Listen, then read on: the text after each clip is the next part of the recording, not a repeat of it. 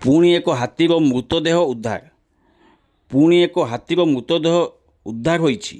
मयूरभंज जिला बारिपदा बनखंड अंतर्गत बांगिलपुसी ranger बालियाढिपा jungler घटना। एक हाथीर मृतदेह को वन विभाग कर्मचारी मैंने आज सकाळु उद्धार करिसेंति। मृत हाथीर बयस पाखापाखि 35 वर्ष हेबा नै सूचना। गतकाली संध्यारे निकटस्थ बिलरे धान खाइबाकू हाथीपल आसीथिबा बेले नाळ निकटरे गोटिए हाथीर मृतदेह पड़िथिबा जणा जाइछि। हाथीर मृत्यु को नहीं कौनसी स्पष्ट सूचना मिल नथिबा बेले वन विभाग अधिकारी मैंने पहुंची अनुध्यान चलाइछंती।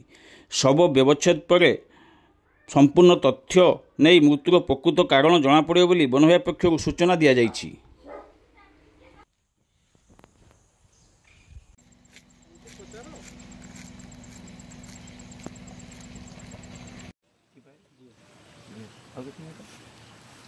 से गाँव बहुत कम।